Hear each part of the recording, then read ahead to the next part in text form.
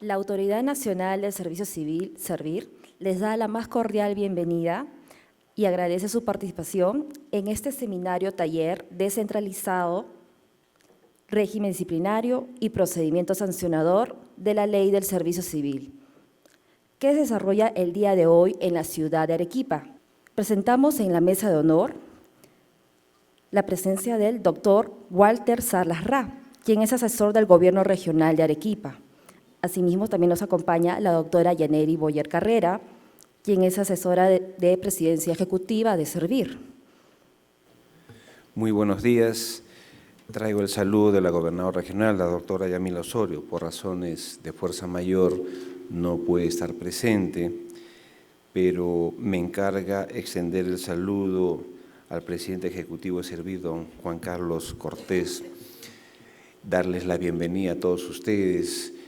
Y es algo así como que sentirnos en casa, todos somos de la administración pública. Y creo que el Estado en los últimos años está dando claras muestras de cómo se puede ir mejorando cada vez más y más. Hay muchos indicadores respecto de cómo esto va sucediendo, desde hablar del SNIF, de hablar del CIAF, hablar de Servir y hablar de una serie de instrumentos de gestión, de normativas, nos van dando la idea de que el Estado en el tiempo tiene que ir mejorando mucho y mucho más, y aquellas ideas de que el Estado era una cosa muy pesada, muy burocrática, etcétera, etcétera, creo que depende de todos nosotros poderlo ir cambiando. Las metas no tienen un futuro previsible, el día a día nos tiene que ir mostrando nuestras mejoras y el día a día nos tiene que ir sumando posibilidades positivas para todo eso. No quisiera extenderme más, reitero el saludo, la bienvenida de parte de la gobernadora y éxitos en este evento denominado Taller Descentralizado, Régimen Disciplinario y Procedimiento Sancionador de la Ley del Servicio Civil. Muchas gracias.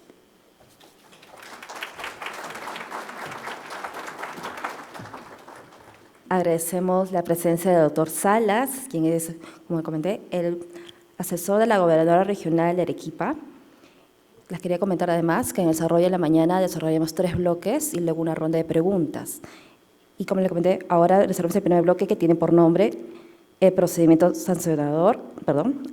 administrativo disciplinario en el nuevo Servicio Civil, que contará con la participación de los ponentes, la doctora Yaneri Boyer Carrera, quien les comentaba que es asesora de la Presidencia Ejecutiva de Servir, y el doctor Marco Machado Herrera, especialista en la Gerencia de Desarrollo del Sistema de Recursos Humanos de Servir. Bueno, muy buenos días a todos y todas. Quiero en primer lugar agradecer al Gobierno Regional de Arequipa por habernos apoyado intensa y desinteresadamente para poder organizar este evento en esta hermosa ciudad, donde siempre es un placer volver a la ciudad de Arequipa. Agradecerles, en segundo lugar, a todos y cada uno de ustedes por estar presentes aquí esta mañana. Sabemos que muchos de ustedes no son de aquí, de Arequipa, vienen de distintas regiones, provincias, distritos, pero han hecho el esfuerzo de poder acudir a este primer seminario taller descentralizado que está organizando Servir. Y eso lo reconocemos profundamente, porque consideramos que es muy importante para todos los que somos servidores públicos también poder hacer este esfuerzo de capacitarnos, de informarnos y de poder recibir este tipo de seminarios. Entonces, también quiero agradecer en este momento a todo el equipo de Servir que está presente el día de hoy, que ya venimos trabajando con mucho cariño este seminario para ustedes. A todo el equipo también quiero agradecerles públicamente en esta mañana, y cualquier inconveniente, cualquier error o cualquier cosa que pueda pasar, yo soy la responsable última de todo esto, así que me lo achacan directamente a mí. Pero todo el equipo ha hecho un trabajo extraordinario hasta el momento para estar el día de hoy aquí en esta ciudad. Bien, el día de hoy me toca exponer con un querido amigo y gran profesional, Marco Machado. Nos vamos a ir turnando con en el bloque de las exposiciones. Y para empezar, quiero plantearles cuál sería la agenda de esta primera charla, que es la más extensa de todas, básicamente porque tiene 12 puntos, ¿no? Entonces, tenemos fundamentos del poder disciplinario, un breve repaso de la base normativa, competencias sobre el poder disciplinario en relación a entidades públicas, el ámbito de aplicación, ex-servidores, quiénes son los funcionarios, entidades públicas, ¿no?, respecto del ámbito de aplicación, aplicación temporal de las reglas del procedimiento disciplinario, estructura básica del disciplinario, autoridades del disciplinario y las sanciones, secretaría técnica, fases del procedimiento, la prescripción, medidas cautelares y principios del poder sancionador, donde básicamente lo haremos de modo bastante más esquemático, como, ahora, cuando llegue ahí ya mejor les cuento el tema. Entonces, cuando hablamos de fundamentos del poder disciplinario, estamos hablando, y siempre procuramos empezar por este tema, porque a veces al interior de una entidad tenemos, no sé si en las vuestras, pero yo he visto muchas, en las que tenemos la tendencia de equiparar a los trabajadores privados, ¿no?, con los servidores públicos. Dice, principio de primacía de la realidad, no, que el trabajador no subordinado, no, digamos, cuando, si bien es cierto, hay muchas cosas que tienen bastante similitud, porque finalmente somos empleados públicos, también es cierto que hay un fundamento que dista mucho de ser similar. Es decir, ¿cuál es la esencia del servicio público? ¿No? ¿Por qué somos servidores públicos? ¿Por qué hay regímenes distintos y en ocasiones hasta distantes de cómo ocurren las cosas en el régimen privado 728? ¿No? Entonces, cuando hablamos de servidores públicos, estamos hablando de que estamos sujetos a una serie de deberes y obligaciones que no necesariamente afectan a los trabajadores del sector privado. Básicamente porque nos debemos a la imparcialidad, nos debemos a obedecer a la Constitución, a las leyes, a las normas, porque nos debemos a una serie de obligaciones que están directamente relacionadas con cómo hacemos realidad la Constitución y los derechos para las personas. Me explico mejor.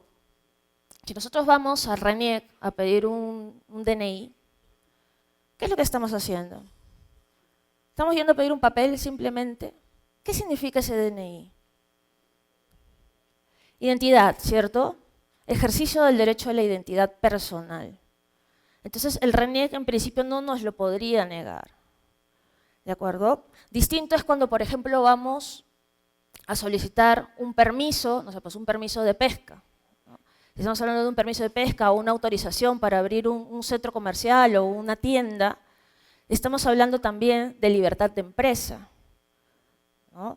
Pero si se dan cuenta, en esta suerte de permiso, en esta suerte de autorización para poder abrir una tienda, no solamente está en juego mi derecho a la libertad de empresa, sino también está en juego el derecho de todos los demás, de todos los vecinos, a que mi derecho a la libertad de empresa lo ejerza en consonancia con los demás. Por ejemplo, si lo que yo estoy pidiendo es abrir una discoteca, ¿no?, esa codiscoteca, perfecto, puedes abrir una discoteca, pero esa codiscoteca tiene que tener unas condiciones mínimas para que no afectes el derecho al descanso del resto de los vecinos. Entonces, si estamos dándonos cuenta, estamos viendo un poquito más, no solamente estamos hablando de derechos individuales, aquellos que está encargado de tutelar un servidor público, sino también los derechos de toda la colectividad. O cómo se ejercen esos derechos individuales en función a toda la colectividad, lo que llamamos los intereses generales. Entonces, eso es una responsabilidad enorme. Una responsabilidad, toda enorme responsabilidad, todo enorme poder implica una gran responsabilidad, como decían en El Hombre Araña. Entonces, eso implica que debemos contar con servidores públicos, no solamente idóneos, no solamente capaces, sino que también sean éticos y que tengan una real fidelidad a la Constitución, a la ley, que sean imparciales y que sean considerados con el público. O sea, más elementos muchas más cosas de lo que se podría pedir o de lo que se podría esperar de un trabajador privado. ¿Estamos de acuerdo hasta allí? Entonces, en esa medida, es que se generan una serie de reglas para poder garantizar esta imparcialidad, esta adecuada fidelidad al ordenamiento jurídico. Por eso, por ejemplo, imaginemos por un momento que me toca ser ministra de la Mujer. Igual toco madera por demasiada responsabilidad. Aunque esto no es madera, pero bueno, no importa. Entonces, y sin embargo mi hermana es una psicóloga extraordinaria, ¿no? Que tiene un magíster imaginemos, en Harvard, ¿no? en sus temas. Yo podría designarla como directora de uno de mis programas de erradicación de la violencia contra la mujer. ¿Por qué? Ojo, que es extraordinaria, es sumamente competente y es capaz de poder abordar ese tema muy bien. ¿Por qué no? Porque existe el nepotismo. El nepotismo configurado como una prohibición que lo que busca es, bueno, ustedes conocen perfectamente la regla, el tema de los parientes, grado de afinidad, consanguinidad, pero que lo que busca es finalmente garantizar la imparcialidad del servidor público que tiene que tomar decisiones. Porque, ojo, como ustedes recordarán, nepotismo no lo comete cualquiera, sino aquel que puede decidir. ¿Cierto?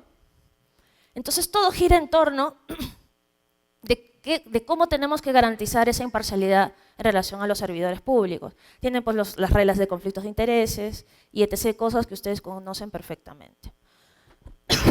Entonces, y en este contexto, ¿qué rol juega el poder disciplinario? Básicamente juega un rol de poder asegurar el buen funcionamiento de esta administración pública, porque lo que se busca es disuadir el incumplimiento normativo, ¿no? Y en ese sentido, no estamos hablando de un disciplinario por el disciplinario, o sea, que el disciplinario se convierta en una finalidad en sí misma.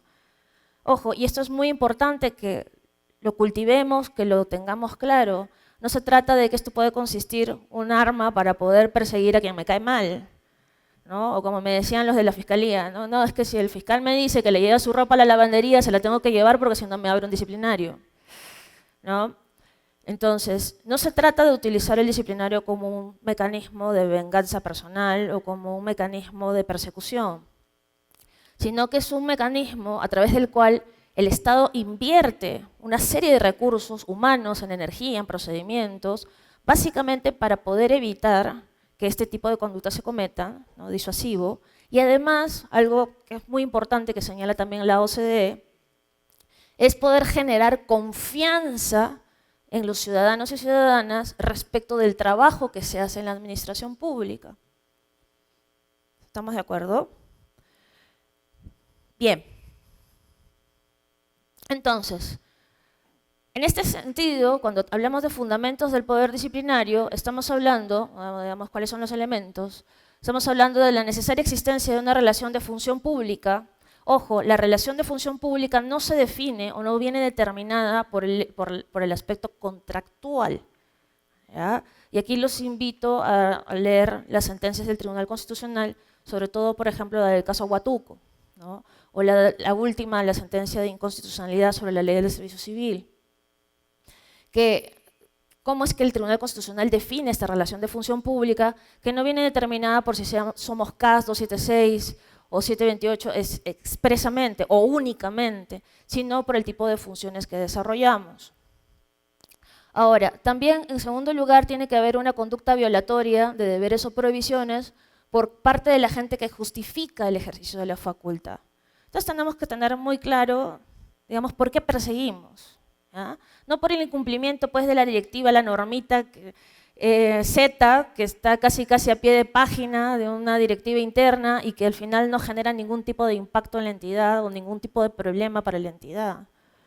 ¿Estamos de acuerdo? Sino por aquello que realmente constituya una falta susceptible de ser perseguida. C, un fin, asegurar el adecuado funcionamiento de la administración pública, que lo vimos hace un momento, y bueno, busca ser persuasiva y poder reprimir aquellas conductas que realmente pues, son inadecuadas o son contrarias al funcionamiento de la administración pública, son contrarias a los derechos de las personas. ¿Sí? Esto tenemos como fundamentos del disciplinario. Buenos días con todas y con todos. Muchas gracias, Yaneiri. Voy a explicar algunos puntos en adelante. Para comenzar, la base legal del poder disciplinario en las entidades públicas. Cuestiones que todo secretario o secretaria técnica debería conocer. Ley del Servicio Civil. Vigente desde junio, el disciplinario posteriormente, porque la ley estableció una vigencia en el momento de la reglamentación. Suma a la Ley del Servicio Civil, la Ley del Código de Ética y la Función Pública, la Ley del Procedimiento Administrativo General. El desarrollo del disciplinario se encuentra en el Reglamento General de la Ley del Servicio Civil. Y junto con esto tenemos que mencionar las directivas del régimen disciplinario y procedimiento sancionador que emitió Servir en marzo del 2015 y una directiva previa sobre los lineamientos para la administración, funcionamiento, procedimiento de inscripción y consultas del Registro Nacional de Sanciones de Destitución y Despido. Este es el bloque del procedimiento disciplinario. Sobre las competencias, sobre el poder disciplinario, vamos a mencionar varios aspectos, comenzando por las entidades públicas. El reglamento de la Ley de Servicio Civil estableció dos tipos de entidades públicas. Ojo, hago la anotación, esta caracterización o esta tipología de entidades solo aplica en el sistema administrativo de gestión de recursos humanos. No es para otros sistemas administrativos ni otros sistemas funcionales. Las entidades tipo B, creadas por la norma constitucional o por norma de rango legal, tienen personería jurídica y administran en función de, o tienen potestades administrativas. Y como entidades tipo B, aquellos órganos desconcentrados, proyectos, programas o unidades ejecutoras de estas entidades tipo A. En este sentido, una tipo B no es independiente, no tiene esta personería jurídica que sí la tienen las tipo A. Son órganos desconcentrados, programas y proyectos o unidades ejecutoras de una tipo A, que cumplan con las siguientes características. Tener competencia para contratar, sancionar y despedir. Primera línea, importante tenerlo en cuenta. Contar con una oficina de recursos humanos, con un titular, que es la máxima autoridad administrativa, o una alta dirección. Titular de entidad, oficina de recursos humanos o la que haga sus veces. Y contar con una resolución del titular de la entidad a la que pertenece, que la define como tipo A. No es suficiente con que tenga competencias para contratar, sancionar, despedir, y que cuente con una oficina de recursos humanos y un titular. Hago el ejemplo, no es suficiente ser una unidad de gestión educativa local, una UGEL, sino que además tendría que ser declarada como tal, es decir, que la entidad tipo B le diga, tú eres B. Perdón, que el titular de tipo A le diga expresamente en una resolución que es una entidad tipo B. En este mismo sentido, las entidades, ya yendo un poquito más allá de solo ser tipo B, hablemos de ser pasibles de ser declaradas tipo B, cuentan con poder disciplinario en los siguientes casos. 3 situaciones son las que se presentan y se describen en las directivas que ha emitido Servir. Cuando una norma o un instrumento de gestión les ha otorgado facultad para sancionar y son declaradas tipo B. Su norma de creación o sus normas organizativas de gestión establecen las facultades para sancionar y además son declaradas tipo B. El paquete completo. Cuando una norma o un instrumento de gestión les ha facultado para sancionar y no son declaradas tipo B. No son todavía tipo B, o de repente la entidad no tiene la intención de desprenderse de ella y no las va a declarar tipo B, pero ya en su norma de creación o en el instrumento de gestión dice que tiene facultades para sancionar. Ejemplo, me remito al ejemplo anterior, las unidades de gestión educativa local. En muchos gobiernos regionales, porque estas unidades dependen del gobierno regional, no han sido declaradas tipo B. Sin embargo, las normas legales y sus instrumentos de gestión especifican que estas tienen potestades disciplinarias, ¿no? La propia Ley General de Educación dice de manera explícita que las UGELs tienen facultades en materia de gestión de recursos humanos y todos sus procedimientos técnicos. Y el tercer precepto tiene que ver cuando no se les ha otorgado la facultad para sancionar y son declaradas tipo B. Remitiéndome a la lámina anterior, o sea, si ya una entidad tipo B, tipo A, declara a alguno de sus órganos desconcentrados, proyectos, unidades ejecutoras como tipo B, automáticamente le está transfiriendo estas potestades o este poder disciplinario. Si algún órgano desconcentrado, antes de la lámina, para hacer una anotación, si algún órgano desconcentrado, un programa o un proyecto, no tiene estas facultades delegadas y además no se le ha declarado tipo B, se entenderá que la entidad tipo A sigue teniendo el poder disciplinario sobre los servidores de estas entidades. Aquí más por poner un ejemplo de entidades tipo pasible de ser tipo B, como es el Instituto Nacional de Oftalmología del sector salud, pero que depende del Instituto de Gestión de Servicios en Salud. El Instituto de Gestión en Servicios de Salud, el IGES, es una entidad tipo A, y los hospitales, los institutos especializados en Lima no han sido declarados tipo B, pero ya en su norma de creación, en sus instrumentos de gestión, entre ellos el famoso INO, dice que tiene poder disciplinario sobre sus trabajadores, ¿no? El punto 3, cuando no se les ha otorgado, perdón, el punto 2, cuando una norma o instrumento de gestión les ha otorgado la facultad para sancionar y no son declaradas tipo B. Esto para colocarlo solo un ejemplo, ¿no? Igual tendríamos que mirar qué otras entidades, por ejemplo, del gobierno regional, no han sido declaradas tipo B, pero en sus instrumentos de gestión tienen este poder disciplinario.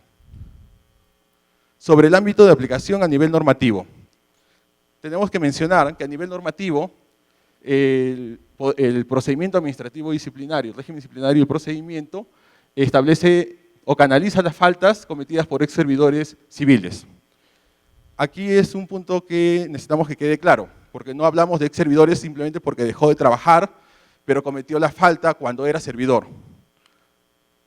Se procesa por la condición que se tenía en el momento de cometer la falta, ¿no? Si yo era especialista en la oficina de planeamiento y cometí una falta, ¿no? Y no me renovaron mi contrato CAS, ¿no? Ya tengo un mes y recién se apertura la investigación y se abre el proceso, no me procesan como ex servidor civil, me procesan por la condición que tenía en el momento de cometer la falta, y era servidor civil, con lo que el procedimiento establezca, y más adelante vamos a ver las autoridades del PAD que corresponden. Aquí nos referimos a ex servidores, aquellas personas que no siendo ya servidores públicos cometen alguna falta, y nos remitimos a la Ley de Procedimiento Administrativo General. Vamos a explicar un ejemplo más adelante. Concentra las faltas de los regímenes generales. 276, carrera administrativa. 728, actividad privada. 1057, los CAS. Y los propios servidores de la 30057, ¿no? La Ley de Servicio Civil. También se aplica supletoriamente a las carreras especiales. Maestros, jueces, fiscales, agentes penitenciarios, que tienen en su ley su propio procedimiento administrativo. Lo que dice la Ley del Servicio Civil en su primera disposición complementaria final es que se le aplica de manera supletoria. Y también se establece un procedimiento para faltas cometidas por funcionarios públicos, con las excepciones establecidas en la propia ley. ¿Cuáles son estas excepciones? Las vamos a ver en unas láminas más adelante. Canaliza a través de su procedimiento las faltas al Código de Ética de la Función Pública, esto establecido en la misma ley, y normas sobre nepotismo, conflicto de intereses e incompatibilidades. Hablábamos de los ex servidores civiles. Les decía que la condición de servidor o ex servidor está directamente relacionada al momento en el que ocurren los hechos pasibles de responsabilidad administrativa. ¿Cuál es mi condición en el momento de la falta o de la posible falta? Por ejemplo, el conflicto de intereses. Funcionario de OSICTEL, que está vinculado a emitir resoluciones en temas de telecomunicaciones, renuncia y de pronto está como funcionario directivo de una empresa de telefonía, viendo temas que de acuerdo a ley, ¿no? O ejerciendo funciones que de acuerdo a ley están limitadas en el tiempo, para evitar estos mecanismos de puerta giratoria. En este sentido, la falta la comete siendo ex servidor, no como servidor, sino ya habiendo dejado la entidad. Y esto lo deja claro el artículo 241 de la Ley de Procedimiento Administrativo General. O sea, no son las faltas que cometí cuando era, pero ya me fui, sino salí de la entidad por diversos motivos y en ese momento se configuran algunas faltas.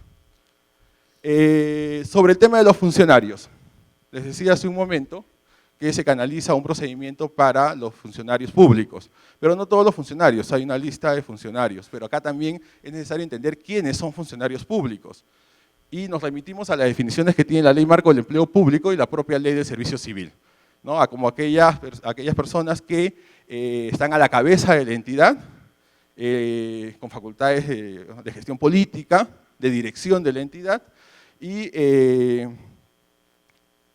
hemos puesto aquí en las diapositivas las dos tipologías establecidas, las tipologías establecidas en las dos leyes, que son muy similares, siguen la misma línea. La ley de servicio civil sigue la línea de la ley marco del empleo público, en el sentido de establecer que funcionario son aquellos que provienen de elección popular directa y universal o de confianza política originaria.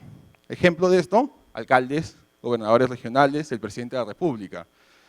De nombramiento o remoción regulados, ¿no? Lo que en la ley de servicio civil se dice como funcionario público de designación o remoción regulada. Aquellos que hay condicionalidades para que se les designe en el puesto o para que se les remueva del puesto. Y los funcionarios de libre designación y remoción. Aquí a quienes nos encontramos, gerente general del gobierno regional, ¿no? Me designan en un puesto de confianza y cuando se acaba la inconfianza, tienen que dejar el cargo, ¿no? O los ministros, los viceministros, secretario general de un ministerio. A quienes no se les aplica o están exceptuados de la aplicación del PAT, ¿no? Como les decía, hay un grupo de funcionarios a los cuales no aplicaría, aquellos a los que por mandato constitucional les corresponde ante juicio político. Es decir, el Congreso de la República los procesará por alguna falta contra la Constitución o por algún delito cometido hasta 5 años después de haber dejado el cargo, ¿no? O en otro grupo están aquellos que tengan procedimientos específicos en su norma de creación, ¿no? En el primer grupo, con antejuicio político, encontramos al presidente de la República, a los ministros, defensor del pueblo, contralor general de la República, ¿no? Ahí vemos el listado, y aquellos que tienen procedimientos específicos en su ley, podríamos estar mirando al gobernador regional, alcalde, ¿no? Son funcionarios que vienen de elección popular y tienen un procedimiento específico, el superintendente de banca y seguros, los miembros del directorio del BCR. Sobre las entidades, ¿alguna entidad no está exceptuada del disciplinario? No. Todas las entidades en la actualidad se les aplica el procedimiento, tienen que aplicar el procedimiento disciplinario. Todas, sin excepción, están excluidas las empresas, ¿no? Y acá hay que diferenciar entidades de empresas. Hasta el 4 de mayo, cuando el Tribunal Constitucional publicó en el Diario Oficial del Peruano una de sus sentencias, han habido varios recursos para pedirle se declare inconstitucional la ley de servicio civil, el Tribunal Constitucional la ha reafirmado, pero sí ha declarado inconstitucional algunos artículos, entre ellas la primera disposición complementaria final de la ley, que excluía 5 entidades, Contraloría, SBS, BCR, Congreso y SUNAT. Las excluía y por lo tanto tampoco se les aplicaba el disciplinario. Pero ya el tribunal le ha dicho no, a todas, porque la ley apunta a ser un régimen único en el Estado para la gestión del personal, de los servidores civiles. En ese sentido es a todas. ¿Y qué va a pasar con ellas? Que para los hechos ocurridos antes del 5 de mayo, digo 5 porque acuérdense que el 4 se publica, así que las normas tienen vigencia, en este caso las sentencias, cobran vigencia al día siguiente de su publicación en el Diario Oficial del Peruano. Así que a partir del 5, aquellos hechos cometidos antes del 5, las normas que se aplicarán son las que estaban vigentes en el momento de la comisión de la falta. Y después del 5, se les aplicará la ley de servicio civil. A ver, en relación a la aplicación temporal del PAT, este es un tema sobre el cual a veces tenemos varias preguntas, ¿no? Y básicamente porque ha sido para algunos fue una sorpresa o simplemente no leyeron bien la norma y después dijeron, ah, ¿y ahora qué hacemos?, ¿no? Entonces, recordamos todos que el 4 de julio de 2013 se publicó la Ley de Servicio Civil, ¿de acuerdo? El 13 de junio se publicaron los 3 reglamentos, el reglamento general, el reglamento de gobiernos municipales, ¿no? Gobiernos locales, y el reglamento de compensaciones económicas. Entonces, una vez que se publicaron los reglamentos, de acuerdo a la ley, ya entraba en vigencia la ley del servicio civil. Sin embargo, para efectos del disciplinario, y solo para el disciplinario, se determinó que entraría en vigencia a 3 meses después de esta fecha. Básicamente para que las entidades pudiesen ir adecuando sus procedimientos internos a la ley del servicio civil. Entonces, a partir del 14 de septiembre, entra en vigencia el régimen disciplinario aplicable a todos los regímenes. Porque, ojo, como ya bien les ha explicado Marco, Se aplica tanto a 276, 128, CAS, incluso a los FACPAC, independientemente, ojo, esto es importante que lo tengamos en consideración, con independencia de que hayan transitado o no al nuevo régimen la entidad pública donde se encuentren trabajando estas personas. Porque una de las consultas frecuentes es, yo soy un servidor 728 y mi entidad todavía no está dentro de la ley del servicio civil. ¿Se me aplica el disciplinario, sí o no? La respuesta es sí. Entonces, ¿y de qué manera se les aplica? Ahora lo vemos. Aunque ya estamos en 2016, probablemente esto ya no aplique mucho, pero igual se los quiero comentar. Entonces, ¿cómo se definió la regla? A fin de que no tengamos pues, las autoridades de los regímenes anteriores así de modo imperecedero, ¿no? hasta la muerte de la entidad. Se hizo una fórmula normativa que podría estar resumida en estos 3 cuadros. Es decir, para todos los procedimientos disciplinarios iniciados antes del 13 de septiembre, entendiendo iniciados como con acto de inicio y con la debida notificación al servidor civil, con eso ya entendemos que para efectos normativos que se ha iniciado el disciplinario, antes del 14 de septiembre, entonces el procedimiento discurre con las normas del régimen originario. Si yo soy 276 y me iniciaron antes del 14 con mi régimen 276, la Comisión de Procedimientos Disciplinarios tiene que llevar mi caso hasta que termine el procedimiento. Bien, pero ¿qué pasa? Más bien, o mejor, vamos con el supuesto 3, que es el también más sencillo. Si las faltas se cometieron después del 14 de septiembre, ¿no? Repito, si las faltas, las conductas infractoras que generan las faltas, que se cometieron después del 14 de septiembre en adelante, y yo soy régimen 276, se me aplica tanto las faltas como las sanciones de la ley del servicio civil. ¿De acuerdo? Entonces, ese sería el tercer supuesto, que también es sencillo. Si es a partir del 14 de septiembre, no importa qué régimen sea, se aplica todo servicio civil. Ley del servicio civil. En el caso 2 es un poco el híbrido, ¿no? ¿Por qué? Porque un poco había que respetar por las reglas de los sancionadores del Poder Punitivo del Estado, es cuándo se habría cometido la infracción. Entonces, la regla del cuadro 2 es, si yo cometí la infracción antes del 14 de septiembre de 2014, pero recién me descubren, ¿no? Después de las investigaciones o llega la denuncia después del 14 de septiembre e inicio después del 14 de septiembre, entonces las faltas son del régimen, de mi régimen, en este caso 276, y el procedimiento sería del régimen de la ley del servicio civil. ¿Se entendió? Entonces, eso fue una medida que básicamente se habría implementado para evitar pues, que continuemos con autoridades, o sea, con todo el aparato administrativo, el disciplinario de los antiguos regímenes. Y también, como bien explicó Marco en su momento, para poder canalizar ya en un solo procedimiento todos los pendientes que tengamos, en un solo régimen, con una sola normativa, todo lo que tengamos de disciplinario en la entidad. Bien, ahora, en este cuadrante 2, lo que dice la norma es que se tramita según las normas sustantivas del régimen originario y según las normas procedimentales de la ley del servicio civil.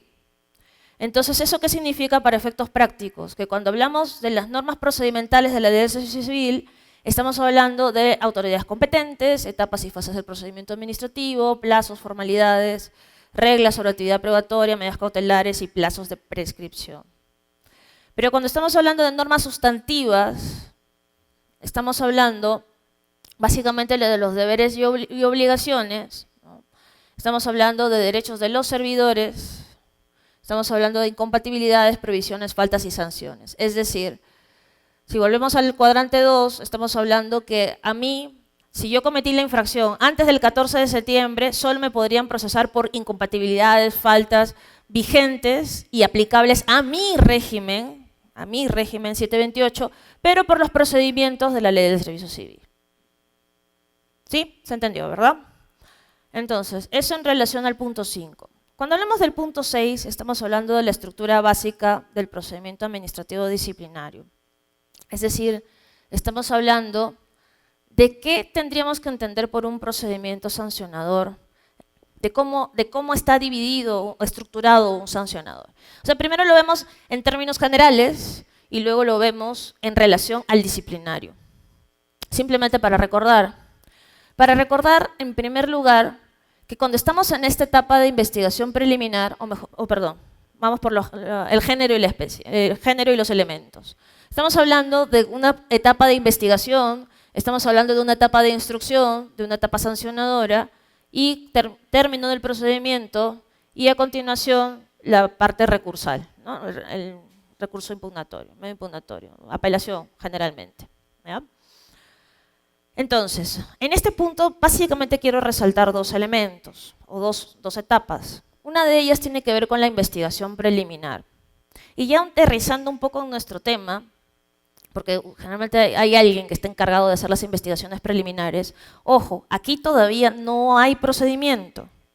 Entonces no hay nada que impugnar, no hay nada que apelar y no necesariamente se tendría por qué comunicar al investigado sobre las cosas que se están investigando. ¿Me siguen hasta allí?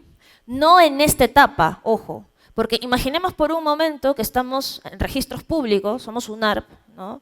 E identificamos que una persona que registra toda la parte informática de terrenos está traficando, ¿no? O llega una denuncia de que estaría traficando con terrenos, con los títulos de los terrenos.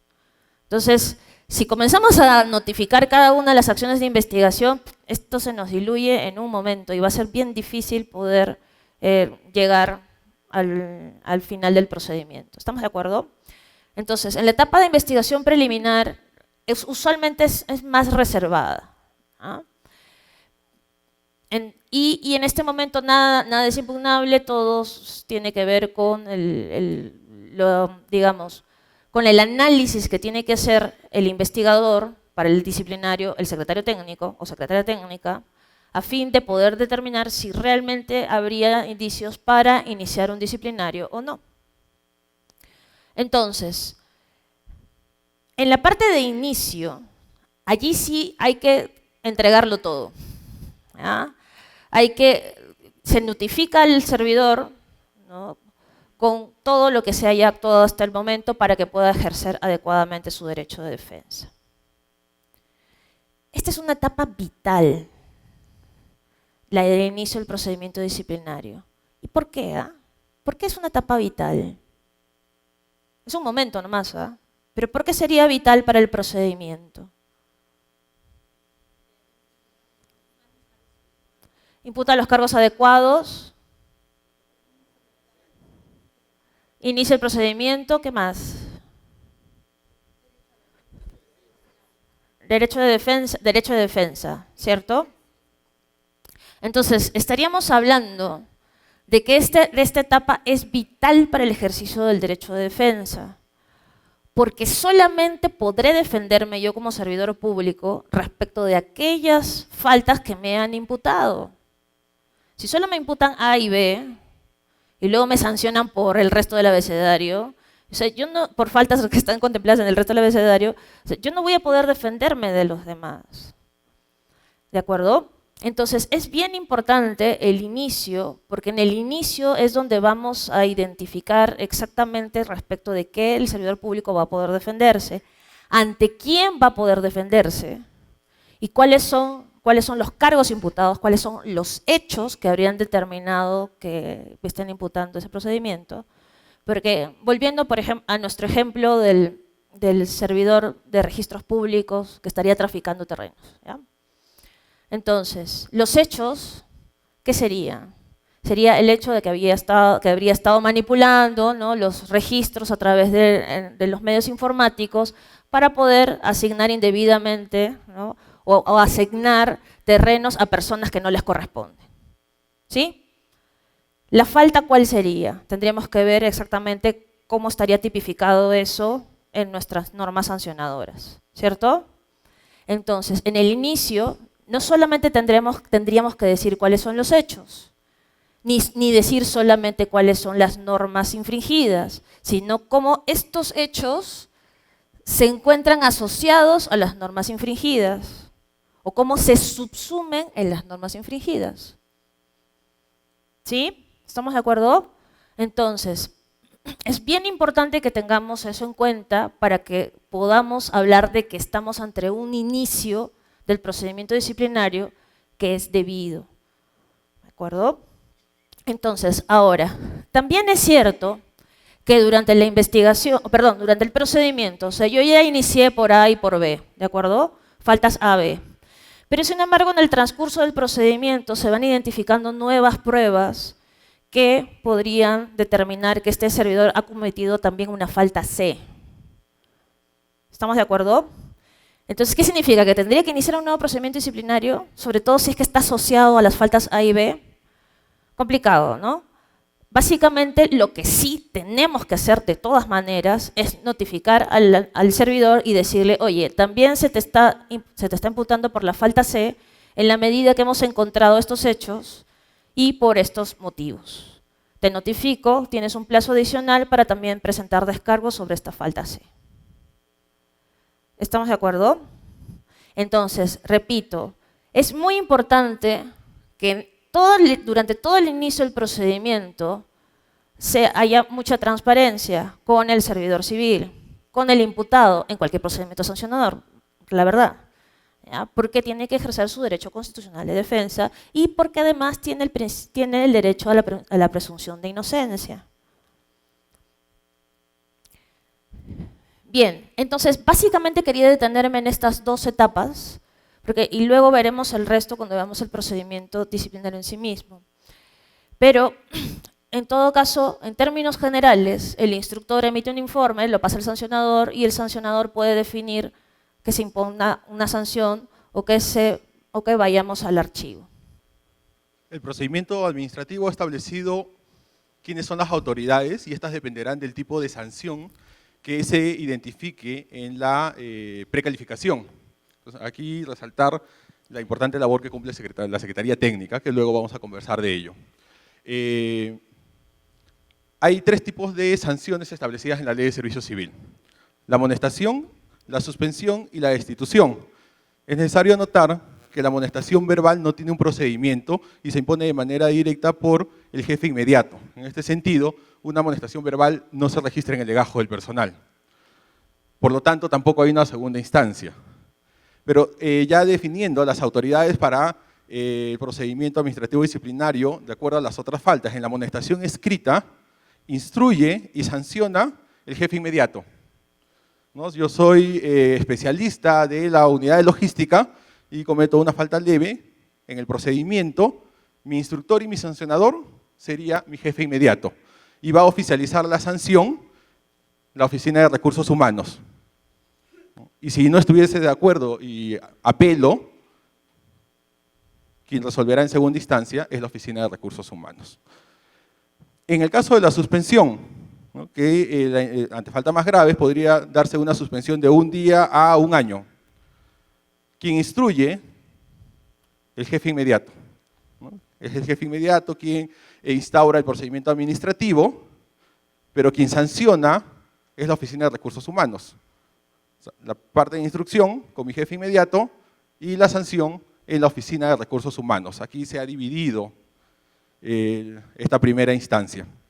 Y quien oficializa la sanción, la Oficina de Recursos Humanos.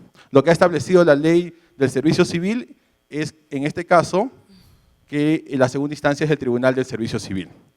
Luego vamos a tener un espacio para conversar de esto, especialmente en la tercera exposición.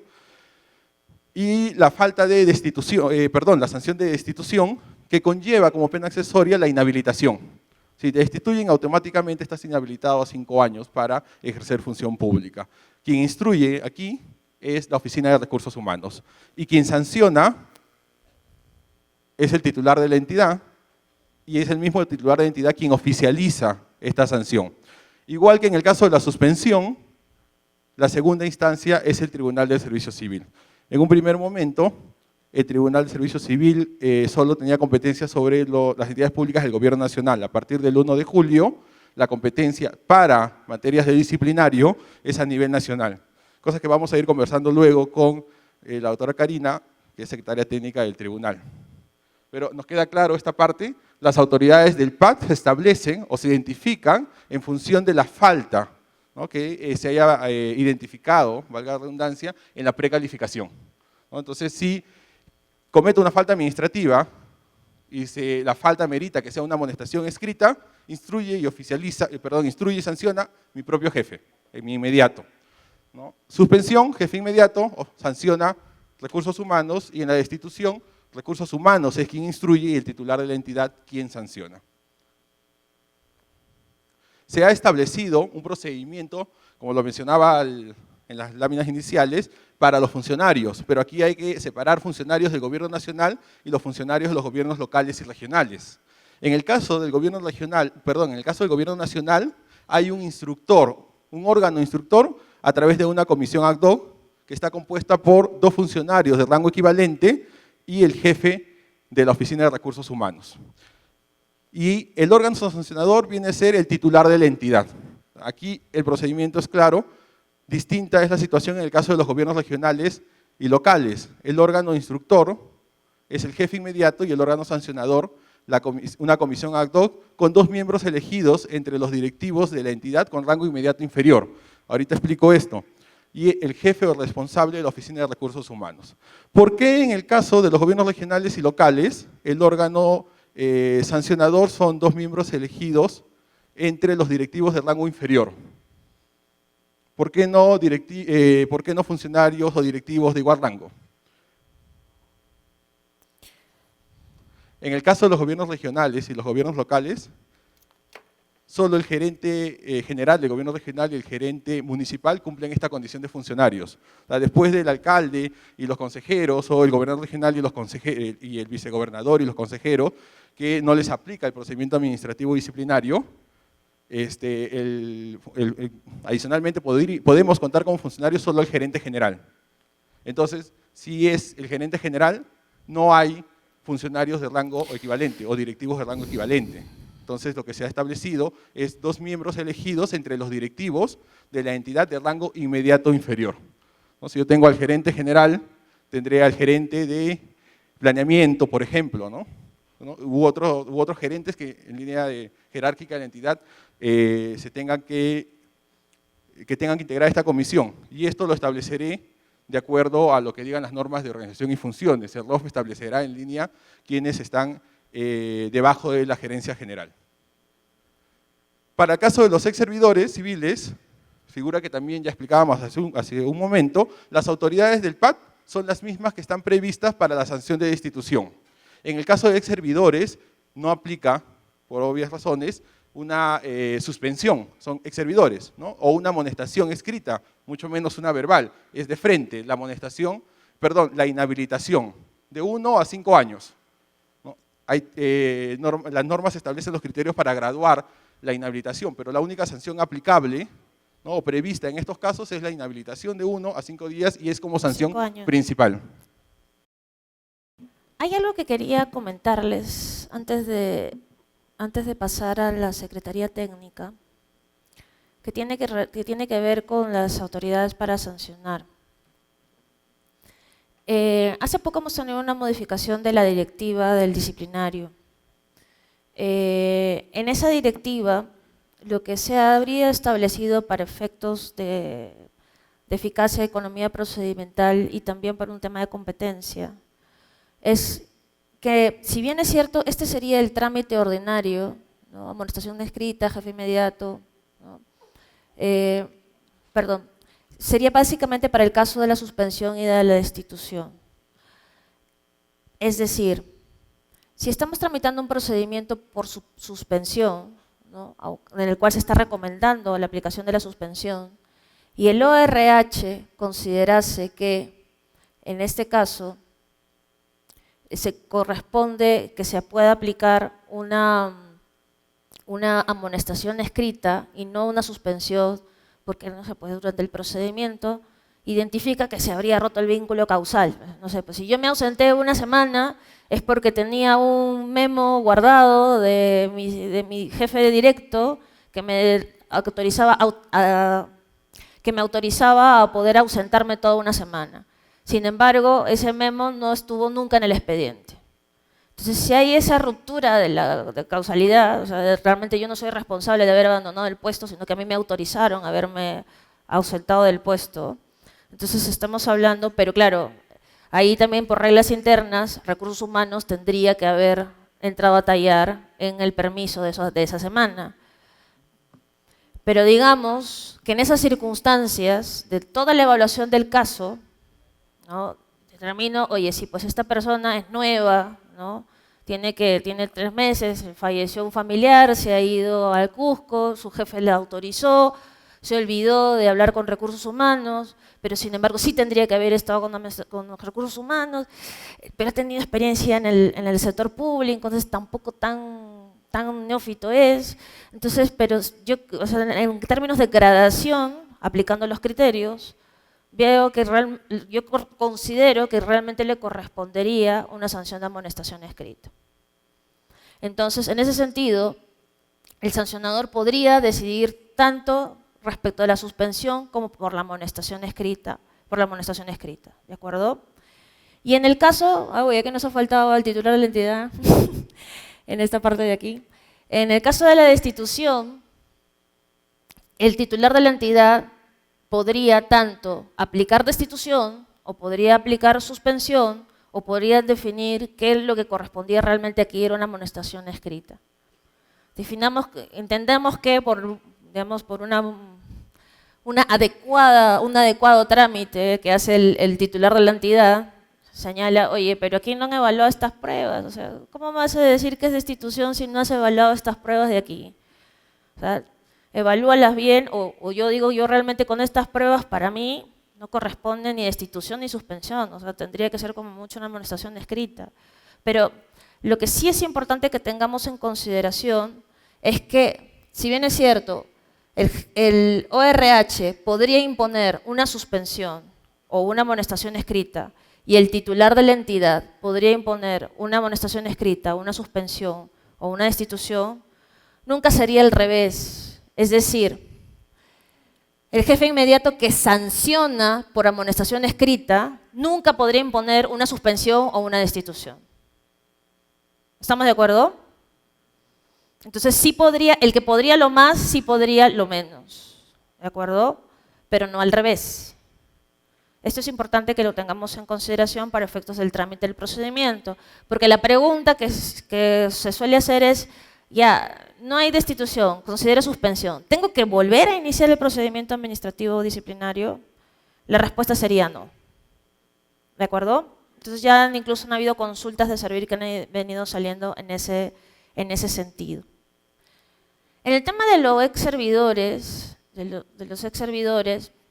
que tenemos que tener en consideración es la comisión de la infracción siendo ex servidor.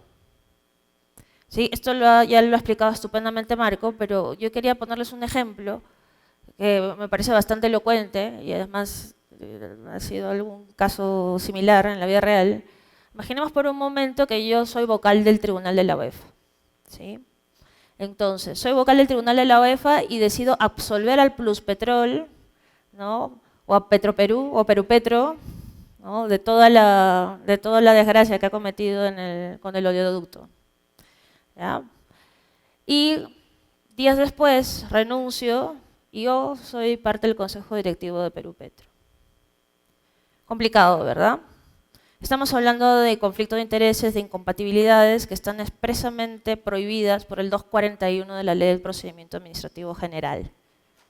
Y en esa medida es que como ex servidor, o sea, al formar parte ya de este consejo directivo, ya no soy servidor público, soy ex servidor y como ex servidor estaría infringiendo esa incompatibilidad. Estaría cometiendo una falta que estaría siendo canalizada por el procedimiento disciplinario. ¿Estamos de acuerdo hasta allí? Entonces, de eso hablamos cuando hablamos de servidores. Ahora, cuando hablamos de la Secretaría Técnica, voy a ir a este tema ineludiblemente porque aquí digamos, el mayor número de ustedes son secretarios técnicos o forman parte de secretarías técnicas. ¿Podrían levantar la mano los que forman parte de secretarías técnicas, por favor? ¿Sí? Tiene que ser la gran mayoría, porque si no me asustaría. Bien, sí, porque básicamente era importante que ustedes estuvieran aquí porque ustedes están directamente involucrados con el trámite del disciplinario. Entonces, ¿qué es la Secretaría Técnica del Procedimiento Disciplinario? Cuando estamos hablando de esta Secretaría Técnica, estamos hablando que que es apoyo durante todo el procedimiento disciplinario. No solamente una etapa, ¿ya?, sino durante todo el procedimiento. ¿Por qué? Porque ustedes son los especialistas en Derecho, ¿no? Y después de este seminario van a ser súper especialistas en Derecho sancionador disciplinario, ¿ah? Entonces, ustedes son los especialistas y tienen, digamos, el perfil, pongámoslo en estos términos, tienen el perfil para poder conocer cuáles son las condiciones mínimas de un disciplinario, cómo tendría que tramitarse un disciplinario, cómo tendría que facilitarse a los servidores públicos el ejercicio de su derecho de defensa. Que eso no es algo que tendrían por qué conocer el resto del personal de una entidad pública. Jefe de abastecimiento, derecho de defensa, ¿de qué me estás hablando? ¿No? Entonces, no tendrían por qué conocerlo. Ojo, esa es la premisa. Por eso es que en principio ustedes hacen los proyectos de resoluciones, hacen los proyectos de informes, custodian el legajo, el expediente administrativo como si fuera su propia vida, ¿no? Y canalizan todo el procedimiento hasta el final, desde las investigaciones hasta su archivamiento o término. Bien, entonces, la Secretaría Técnica está a cargo de un secretario técnico designado por la máxima autoridad administrativa de la entidad en adición a sus funciones o específicamente para dicho propósito. Preguntas que siempre nos hacen. ¿Pero por qué en adición a sus funciones? Yo ya tengo un montón de trabajo, ¿por qué me estoy encargando con más cosas, ¿no? Entonces, el tema es el siguiente. Somos un país muy diverso, entonces tenemos entidades desde que tienen 45.000 personas, tipo de salud, ¿no?, hasta entidades que pueden tener 20 personas o 10 personas. Municipalidades de tal de Ocucaje, 10 personas en la municipalidad. Entonces, en esta entidad de 10 personas, ¿justificaría contratar a un abogado, traerlo de fuera para que tramite procedimientos disciplinarios? Complicado, ¿no? ¿Cuántos va a tener a lo mucho? 9 a lo mucho, 9 durante todo un año. Y esto es, porque descontando al alcalde que tiene su procedimiento propio, ¿no? Entonces, en ese sentido, sí se le da la posibilidad a las entidades que puedan darle, en adición a sus funciones, el trámite de un disciplinario. Pero no es lo mismo si es que estamos ante una entidad tipo salud, donde puede tener 45.000 personas y que un secretario técnico solo, ¿no?, solo con su humanidad, tramite los 45.000, pues se enloquece, ¿no? Creo que nadie podría asumir esa responsabilidad. Entonces, precisamente por eso es que estamos hablando de que puede contar con servidores de apoyo dentro de la Secretaría Técnica, un equipo que se defina sobre la base de qué criterios, bueno, de varios, ¿no? Puede ser que tengan, si tienen poca carga, de repente solo necesitarán una persona en adición. Si cada día les cae 20 disciplinarios, definitivamente una persona en adición pues también resultaría insuficiente. También habría que ver la complejidad de los casos o la propia organización de la entidad, es decir, puede ser que la entidad tenga unidades desconcentradas, ¿no?, y la entidad quiere tramitar todo a nivel Lima, que no es lo más recomendable, pero hay entidades que quieren hacerlo así, ¿no? Entonces, en ese sentido, probablemente necesiten gestionar apoyo técnico a la Secretaría Técnica del PAT en las distintas unidades desconcentradas. Entonces, repito, porque no necesariamente si tengo órganos desconcentrados tendría que declararlos tipo B, ya lo ha explicado Marco estupendamente. Entonces, puedo como entidad tipo A declararlos o no declararlos tipo B y yo seguir concentrando. Por ejemplo, no sé, la Defensoría del Pueblo, que es el que más recuerdo, porque una vez que me invitaron a dar una charla en Ayacucho, todo el trámite de viáticos, todo tuve que hacerlo en Lima, ¿no? Ayacucho no operaba esos sistemas, ¿no? Entonces todo se tramitaba a través de Lima. Probablemente porque la Defensoría del Pueblo, teniendo en consideración que sus unidades desconcentradas tienen muy poco personal, ellos deciden hacerlo todo desde Lima. Son decisiones de gestión. ¿De acuerdo? Entonces, en ese sentido, si estamos hablando de un secretario técnico que está ubicado en otra unidad orgánica distinta a Oficina de Recursos Humanos, tenemos que recordar que siempre reporta funcionalmente a la ORH. Ojo, funcionalmente. No necesariamente hay una vinculación orgánica a la ORH. ¿Ah? Entonces, ¿y por qué? Porque el disciplinario forma parte de todo el sistema administrativo de gestión de recursos humanos, más allá que tenga sus reglas propias. ¿Ya? Entonces, ojo, reporta. No es que tiene que pedirle permiso a la Oficina de Recursos Humanos para recomendar que se inicie o se archive un disciplinario. ¿Estamos de acuerdo? No es lo mismo, sino es básicamente para efectos de control. Es como cuántos expedientes tenemos, ya están a punto de prescribir. Oye, están a punto de prescribir, ¿qué estás haciendo? ¿No? ¿Se está moviendo? ¿Tienes algún problema con la autoridad, con la autoridad instructora o la sancionadora? ¿No te saca los temas? Dime para poder ver cómo te apoyo. ¿Me dejo entender? Esa es básicamente la articulación con la Oficina de Recursos Humanos. Entonces, preferir preferentemente la carrera de Derecho, ¿no? Y por la misma lógica que les expliqué hace un momento en entidades chicas. Ahora, ¿puede contar con servidores civiles de apoyo? Esto ya se los comenté. Si nos asomamos ya a las funciones, cuando hablamos de la precalificación, de lo que estamos hablando es de la importancia de que desarrollen una adecuada investigación. Ojo, no tiene que ser una investigación exhaustiva, en el sentido de que una vez iniciado el procedimiento, ahí recién pues correspondería o va a corresponder que se actúen todas las pruebas del procedimiento, sino que puedan tener indicios suficientes como para que se pueda terminar el inicio de un disciplinario. Entonces, ¿qué significa también esta precalificación? Significa que ustedes tienen la responsabilidad, y eso es muy importante destacarlo, de que si llegan algunas denuncias que no tengan ningún tipo de asidero, que simplemente no correspondan ser tramitadas en un disciplinario, pues ustedes puedan declararlas no al lugar a trámite. Y en consecuencia hacer un reporte y decir por qué se ha declarado no al lugar a trámite. Este es un ejemplo que siempre coloco, y se lo quiero compartir con ustedes. En algún momento de mi vida profesional me tocó formar parte de una comisión de transparencia, de transparencia. ¿Ya? En el tránsito del gobierno de Fujimori durante el gobierno de Valentín Paniagua, del expresidente Valentín Paniagua. Entonces era básicamente denuncias por transparencia, ¿no? Por limpiar el ministerio, en fin. El tema es que llegaban denuncias de todo tipo, hasta denuncias como el director general XX, ¿no? tiene 2 amantes dentro de la entidad.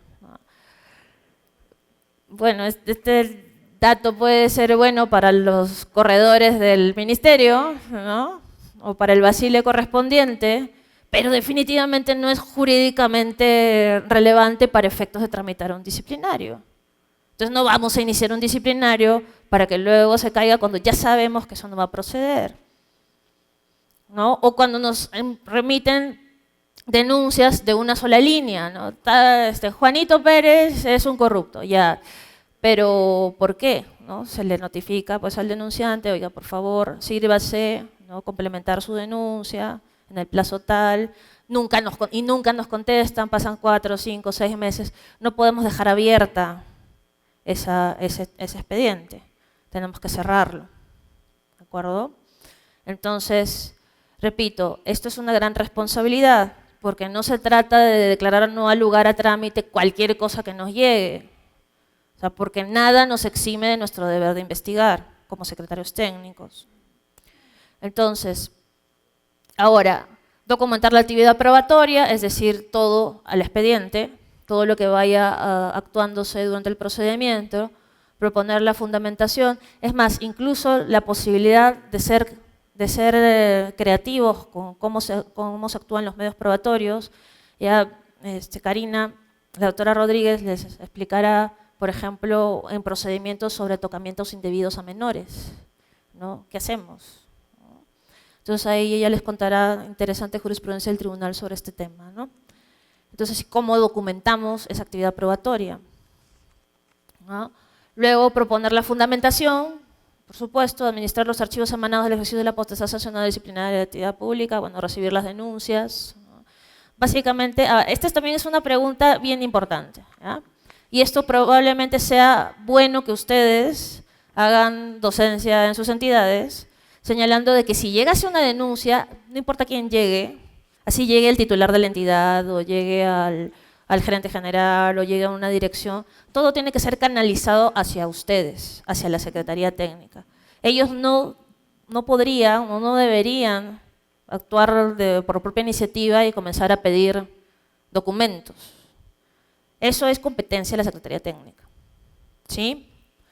Entonces, suscribir requerimientos de información, documentación, tramitar los informes de control, sobre eso les hablará la doctora Castillo, apoyar a las autoridades del PAT, así que aquí no me voy a detener en los informes de control, apoyar a las autoridades del procedimiento disciplinario, me olvidé, emitir el informe correspondiente que contiene los resultados de la precalificación, ¿no? Para que el instructor decida si abre procedimiento disciplinario o no, el declarar no lugar al trámite, que ya les comenté, y es bien interesante que ustedes puedan fomentar que se genere la dinámica de que antes de emitir el acto de sanción, ¿no? Puedan sentarse los tres a conversar y a discutir sobre el caso, ¿no? El instructor, el secretario técnico y el sancionador, para que puedan debatir sobre los hechos y realmente pues, puedan arribar a la sanción más justa, lo más justa posible para el servidor público o quien les dice a ustedes el trámite, el archivo del procedimiento. ¿De acuerdo?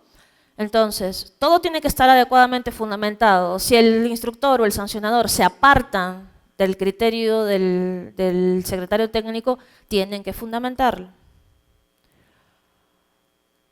Bien, si el secretario técnico fuese denunciado o procesado o se encontrara en alguna de las causales de abstención, el titular de la entidad debe designar un secretario técnico suplente, tendría que encargar, ¿no?, la secretaría técnica a otra persona, específicamente para los casos que se están tramitando. Ojo, a ver, tenemos que tener mucho cuidado con esto, ¿ya? Recuerden que la presunción de inocencia es un valor, principio de derecho constitucional importantísimo, ¿ya? Entonces, si un secretario técnico en un caso concreto se dijera, oye, aquí tiene conflicto de interés, entonces, bueno, se apartará y se designará una persona que pueda tramitar ese caso concreto, donde tendría conflicto de interés.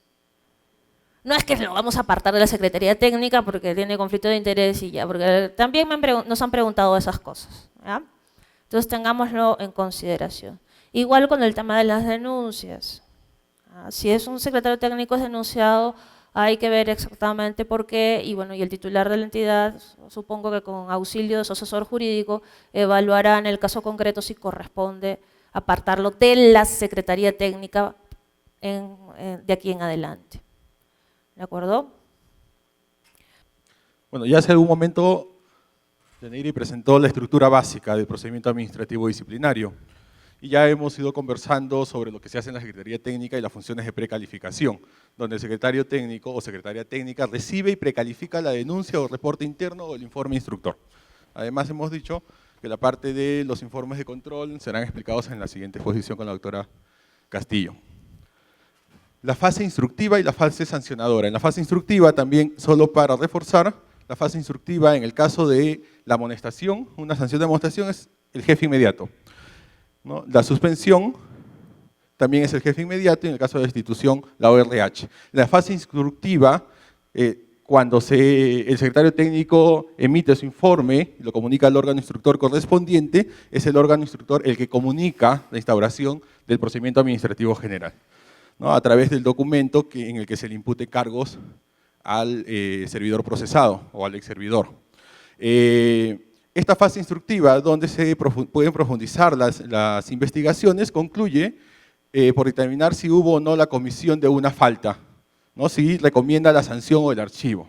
Entonces el instructor no impone la sanción, sino la recomienda si considera que hay mérito para ello o recomienda el archivo del procedimiento.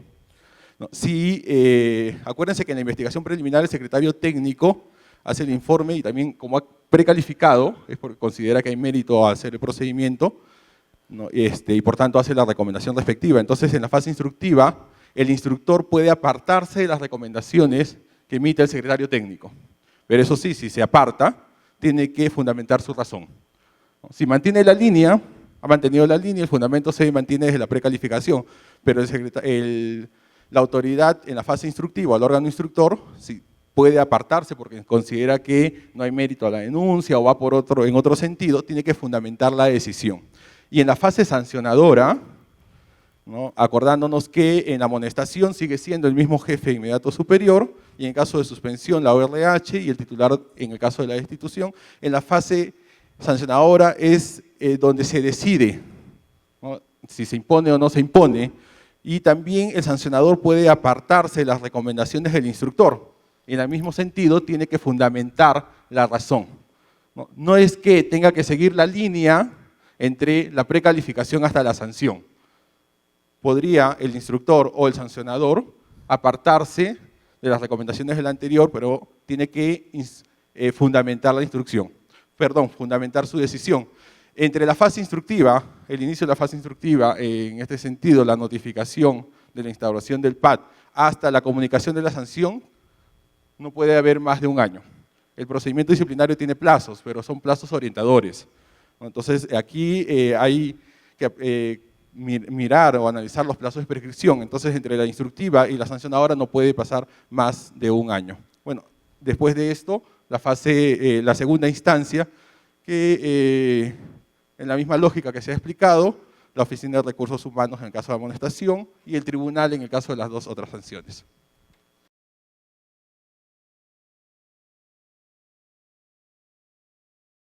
Tenemos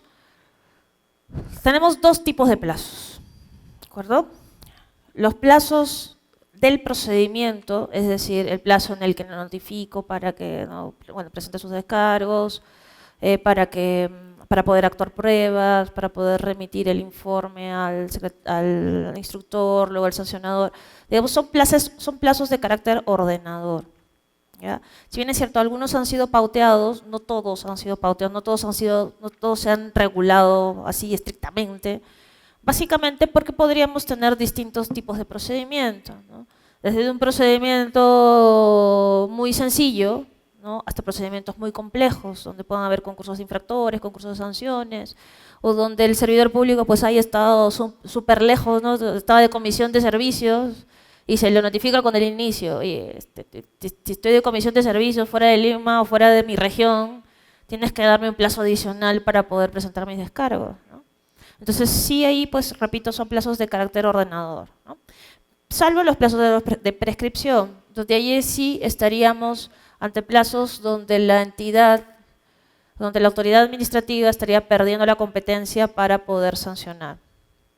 Entonces, cuando estamos hablando para el inicio, estamos hablando, de dos plazos de prescripción.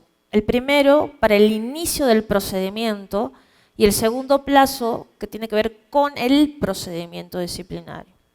Entonces, para el inicio estamos hablando antes de que empiece el procedimiento. Estamos hablando de la etapa de las investigaciones, si es que nos queremos ir a nuestro gráfico anterior. Entonces, los plazos son de 3 años, calendario luego cometida la falta, y 1 año luego de la toma de conocimiento por la ORH o la Secretaría Técnica. Entonces, ¿qué puede pasar? Nunca van a ser 4 años, ¿sí? Regla número 1. Nunca se van a acumular los años, el tiempo de prescripción. Pero sí puede ocurrir que los plazos se superpongan. Es decir, estamos en el día 2 años, 11 meses. ¿No? Y en el 11 meses, 2 años, 11 meses y 1 día, la ORH recién conoció de que se habría cometido la falta. ¿De acuerdo? Entonces, a partir de entonces comienza a correr el plazo de prescripción de 1 año. Entonces, repito, no se acumulan los años, nunca va a ser 4, pero sí podrían superponerse y, en consecuencia, extenderse más de 3 años, ¿no? Por eso les ponía el ejemplo. Estamos en el año 2 años, 11 meses, y en el 11 meses un día, la Secretaría Técnica toma conocimiento, Oficina de Recursos Humanos, Secretaría Técnica, y de ahí comienza a computarse el año. ¿Por qué? Porque si bien es cierto, hay un principio de seguridad jurídica que ampara a los servidores civiles o a cualquiera que sea perseguido por el Estado a través de un sancionador, también es cierto que si estamos hablando de una grave afectación a los intereses generales, el Estado tiene que tener la oportunidad de que, una vez conocido, tener un tiempo razonable para poder sancionar, ¿no? Perseguir y sancionar de ser el caso. Entonces, estamos hablando de estos 2 plazos para el inicio del procedimiento disciplinario. Ahora, en segundo lugar, tenemos el plazo del procedimiento. O sea, ya iniciamos, ya terminó, ya cayó el plazo de prescripción para el inicio, ya iniciamos, ¿no? Y para poder iniciar tenemos un año para poder tramitarlo. ¿De acuerdo? Entonces, entre el inicio y la finalización de la primera instancia. El cómputo del año es entre el inicio del procedimiento y el término en primera instancia. ¿Estamos de acuerdo? Aquí no entra la remisión al Tribunal de Servicio Civil. ¿Ah? Aquí no entra. El año solamente es el cómputo en la instancia. ¿Qué más? Prescripción del PAD para ex servidores civiles. En el caso de los ex servidores tenemos 2 años desde que se conoció la infracción, la RH o Secretaría Técnica. Desde que se conoció la infracción solamente habrían 2 años para el caso de los ex servidores civiles. ¿Ya? Ahora, en los casos de falta continuada, para el cómputo de plazo se entiende que la comisión de la falta se produce en el último acto que suponga la comisión de la falta. ¿Y qué nos referimos con eso? Por ejemplo, estamos hablando de un uso indebido de un vehículo de la institución. ¿De acuerdo? En el uso indebido de un vehículo de la institución, podría haber empezado a utilizarse, haberse hecho un uso indebido, un uso para efectos particulares, ¿no? A mí me mandan a estacionarlo, soy chofer, ¿no? Me mandan a estacionar el carro a partir de las 7 de la noche, pero sin embargo yo no lo estaciono, sino que me lo llevo a hacer taxi toda la madrugada. ¿Ya? Entonces, y eso ya lo vengo haciendo hace 5 años. 5 años siendo chofer, como soy un chofer ordinario, entonces nadie me ve. 5 años llevo haciendo taxi todas las noches. ¿Qué significa? ¿Que eso ya prescribió? No, ¿verdad? Estaríamos ante una falta de carácter continuado. Estamos hablando que no se toma para el cómputo de plazo cuando empezó a cometerse la infracción, sino a partir del último hecho, de la última conducta que habría sido detectada por la autoridad administrativa. ¿Sí? ¿Estamos de acuerdo? Básicamente porque estamos ante un supuesto de falta continuada. Eso para efectos de la prescripción. Cuando hablamos de medidas cautelares, hablamos de medidas excepcionales, ¿no? Para asegurar que la decisión de la entidad sobre el servidor público sea eficaz y que se otorgue una tutela a los bienes que puedan estar en peligro. Es excepcional, o sea, no es que cada procedimiento administrativo conlleve per se una medida cautelar, solo para salvaguardar la decisión que pudiera tomar la entidad. Y pueden darse 2 situaciones en este caso. Que se ponga a disposición de la Oficina de Recursos Humanos, ¿no? A la persona, poner a disposición de la oficina de personal para realizar trabajos que le sean asignados de acuerdo con su especialidad. Lo separo de la oficina, de la dirección en la que se encuentra, porque ahorita voy a poner un ejemplo, pero hay que cautelar la decisión hacia futuro o los medios probatorios que pudieran estar allí, y se pone a disposición de la Oficina de Recursos Humanos. Y la otra situación es que se le puede exonerar de su obligación de asistir al centro de trabajo. ¿Qué sucede si se hace una denuncia contra un analista de compras en la oficina de logística, ¿no? Por supuestamente haber favorecido a un proveedor? Este analista se le en la investigación hay mérito para abrir instrucción y podría darse el caso de que se imponga una medida cautelar, retirarlo de la oficina de logística, porque si se le mantiene allí, conociendo que tiene un proceso en curso, podría manipular lo que obra en los expedientes de contratación. Entonces, para salvaguardar los medios probatorios, se le pone a disposición de la Oficina de Recursos Humanos, para que pueda realizar otras labores de acuerdo a su especialidad. O la otra situación, exonerarlo de su obligación de asistir al centro de trabajo. Voy a remitirme aquí al ejemplo que Yaneri ponía hace un momento sobre el registrador público, ¿no? El registrador en registros públicos, ¿no? Donde se detecta que está manipulando los registros, los asientos registrales, en mérito a tráfico de terrenos que puedan haber, ¿no? Inmediatamente, una medida cautelar podría exonerarlo de acudir al centro de trabajo, ¿no? Porque es grave lo que está haciendo y podría, de mantenerse en su centro de labores, seguir manipulando o no solamente los medios probatorios en el sentido físico que hay ahí, sino incidir en otros actores que podrían dar testimonio de lo que se está haciendo. Entonces hay una situación más grave todavía, por lo cual se le exonera de su obligación de asistir al centro de labores. Y lo que hay que anotar aquí es que las medidas cautelares no son impugnables. En un momento vemos por qué, pero una vez que se imponga, el servidor procesado no puede interponer una apelación sobre ella. Las medidas cautelares tienen que tener una decisión motivada. O sea, cualquiera de las dos circunstancias que se presenten y las que he explicado anteriormente tienen que ser motivadas y luego de que se comunique el inicio del procedimiento administrativo al servidor imputado, ¿no? El instructor instaura el PAT y le comunica la aplicación de la medida disciplinaria. Las competencias para imponer. Una vez iniciado el PAT, el órgano instructor. Tanto el instructor como el sancionador podrían modificarlas si las circunstancias cambian. Te impongo una medida cautelar, te trasladan de oficina, pero en el transcurso de la instrucción las condiciones han cambiado. En este sentido, ya no hay peligro sobre los medios probatorios o nivel de incidencia y cae la medida cautelar. Tanto el instructor como el sancionador podrían modificarla o revocarla, porque también podrían disponer que ya no asista al centro de labores, ¿no? Si se encuentra que la situación era más grave.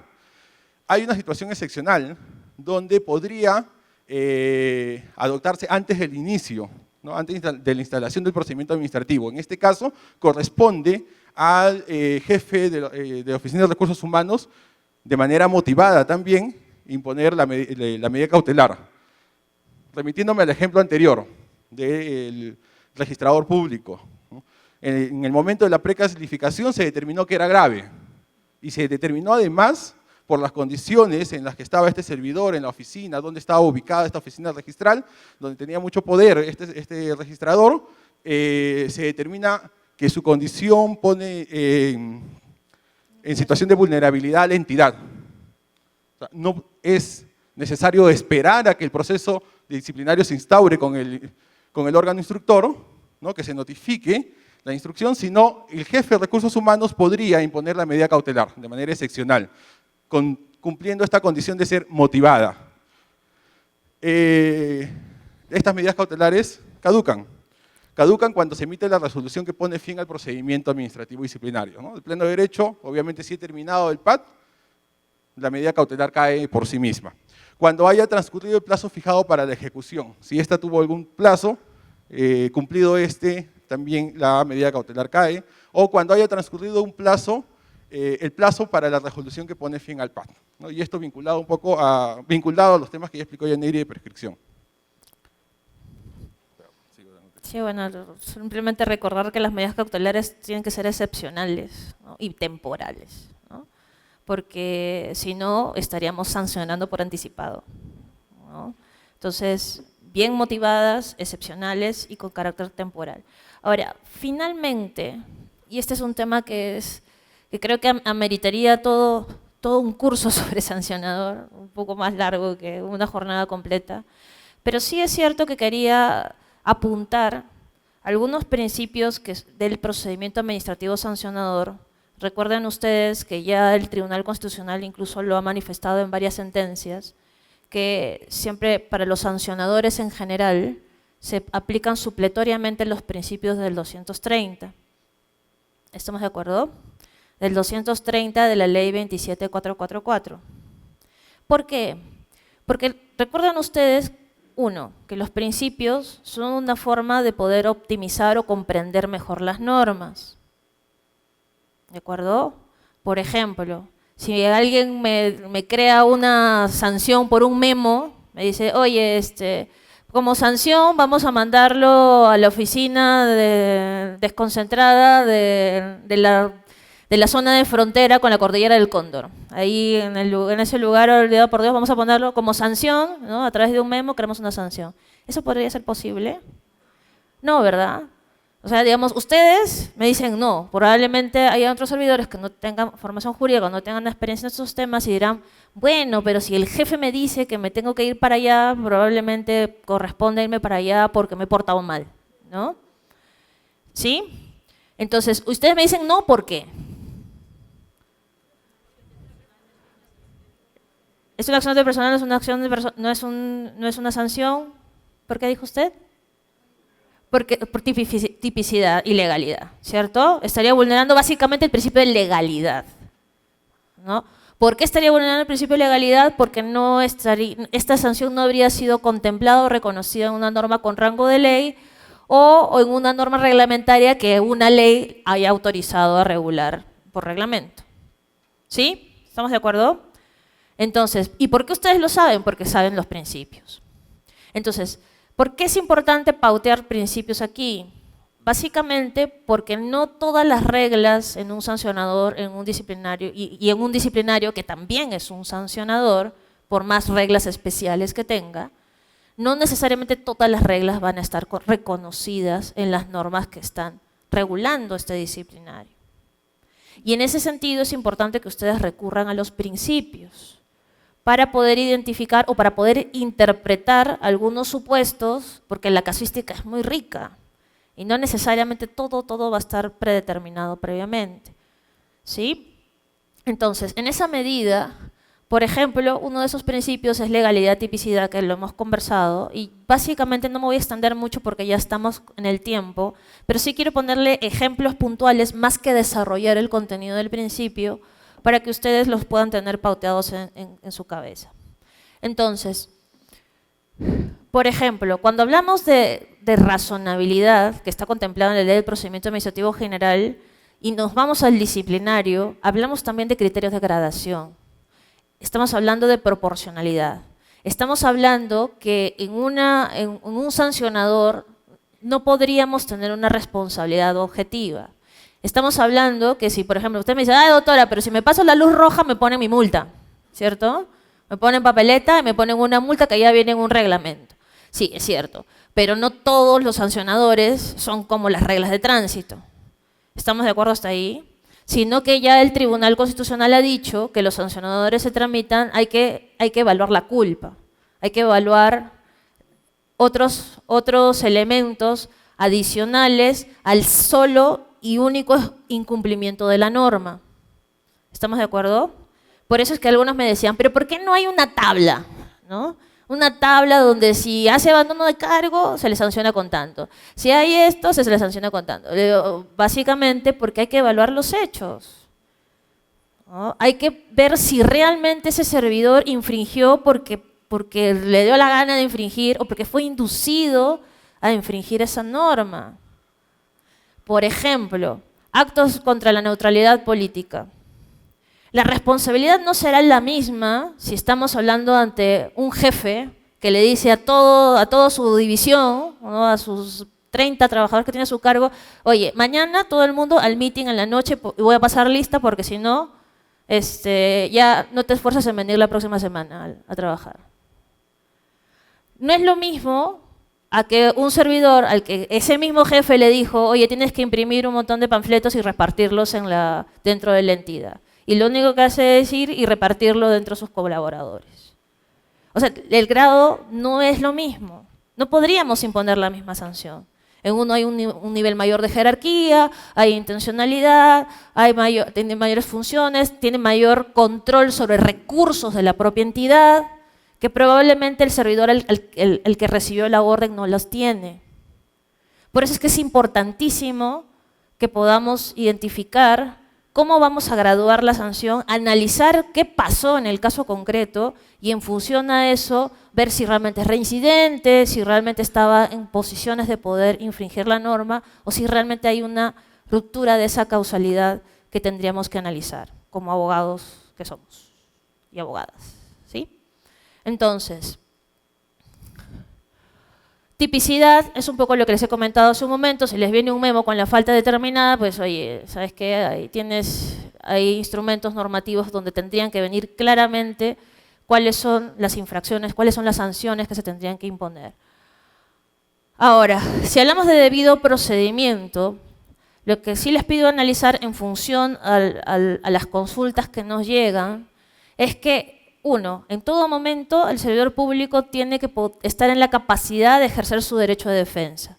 Es decir, oye, ya inició el procedimiento, sí, pero este papel me lo ha dado el jefe del servidor público y lo voy a tener aquí porque me ha dicho que es privado. Oye, no, un momentito, o sea, si tú me vas a imputar responsabilidad en función a ese papel, ¿no? Por mucho que te lo haya dado el ministro, tengo yo también que poder conocerlo si es que me vas a sancionar por eso. ¿Estamos de acuerdo? Por mucho que me lo haya dado el gobernador regional o quien me lo haya dado, tienes que ponerlo en conocimiento al servidor. Darle plazos razonables para que presente descargos. Si yo le pido una prueba que solamente se puede localizar en una oficina en Iquitos, ¿no? estando todos aquí en Arequipa, pues no le voy a dar 2 días hábiles para que la traiga. Sería irracional. ¿Estamos de acuerdo? Estaría afectando el debido procedimiento, porque lo que también tendríamos que tener en cuenta es la debida conducta procedimental, tanto de la autoridad, ¿no? O de quien está investigando, quien está instruyendo, como del servidor civil o del servidor público. ¿Estamos de acuerdo? Recuerden ustedes que el debido procedimiento es un derecho complejo, tiene varias etapas, pero lo que sí tienen que tener claro para ubicarse es que todas esas reglas del debido procedimiento tienen como finalidad última garantizar que la entidad pueda llegar pues, a la decisión, a la finalidad pública que está buscando y que el servidor pueda pues, defenderse y actuar sus medios probatorios adecuadamente. Cualquier cosa que rompa esas finalidades, estamos atentando contra el debido procedimiento. Presunción de licitud. Recuerdan ustedes que si un servidor público se lleva una noche una laptop sin haber tenido permiso, no es porque se la quiera robar necesariamente, ¿ya? Puede ser que los colegas de logística ya me están cerrando la entidad, ¿no? Que bueno, a mí me ha pasado, ¿no? Los colegas de la logística ya no están porque se han ido pues, a las 6, 6:30 de la tarde. Yo tengo que entregar algo para mi jefe el día de mañana y no hay forma de que lo haga porque mi computadora está mal lograda. O sea, es posible, o sea, recuerden ustedes que es posible que haya actos que puedan lindar con la ilicitud, pero que puedan tener una razonabilidad detrás. Y por eso es importante la presunción de licitud y la presunción de inocencia. ¿De acuerdo? Causalidad, un poco en el ejemplo de la neutralidad política que les puse hace un momento. O sea, si a mí me ordenan bajo amenaza de que me vaya, de despedirme, que tengo que repartir algunos panfletos, ahí hay que evaluar adecuadamente si realmente yo incurrí en esa falta o no.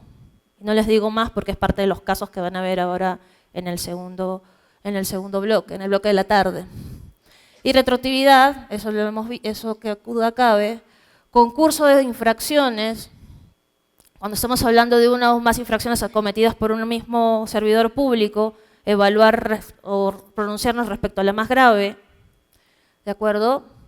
Y non bis in idem, que aquí, digamos, este principio es bien importante, que creo que va a ser más desarrollado por la doctora Castillo. Es bien importante porque ustedes tienen que tener en consideración que a un servidor público no se le puede perseguir por los mismos hechos y por el mismo fundamento. ¿Estamos de acuerdo? Ahora, el non bis in idem admite que se sancione a una persona por los mismos hechos 2 veces. O sea, por ejemplo, si yo vendo una lata de una botella de Coca-Cola con mi marca Roca-Cola, ¿no? Me puede sancionar por ese mismo hecho, tanto defensa del consumidor, porque estoy induciendo a la gente a confundirse, como podría sancionarme competencia desleal, como podría sancionarme también la Oficina de Marcas y Signos Distintivos por el mismo hecho, por apropiarme de un signo distintivo que está previamente registrado. ¿Me dejo entender? Entonces, un mismo hecho sí podría tener más de una sanción, pero nunca por un mismo fundamento. Entonces, en ese sentido, se va a tener que ir evaluando en el caso concreto si es que hay confluencia de ordenamientos normativos, si es que hay confluencia del disciplinario, si es que hay confluencia con las normas de control, si es que hay confluencia a veces con regímenes especiales o normas especiales, por ejemplo, en la Ley Orgánica del Poder Judicial, que también establece algunas obligaciones y deberes para los servidores no jueces, ¿ya? Para los que no son jueces. O sea, tenemos que ir viendo cómo confluyen esas normas en el caso concreto de tal forma de no sancionar 2 veces a una misma persona por los mismos hechos. No podía amonestarla y luego destituirla, ¿no? O como ocurre muchas veces, como hay un caso líder del Tribunal Constitucional, que a un mucho servidor en las fuerzas policiales se le asignó con arresto y luego como se fue dado de baja, ¿no? Por haber robado gasolina. ¿Ya? ¿Estamos de acuerdo? Entonces, eso es lo importante, el fundamento. Y para que ustedes lo tengan en consideración en el momento en que evalúen la comisión de las infracciones. Y aquí me quedo. Muchas gracias. Nos vamos al break. Regresamos en 20 minutos.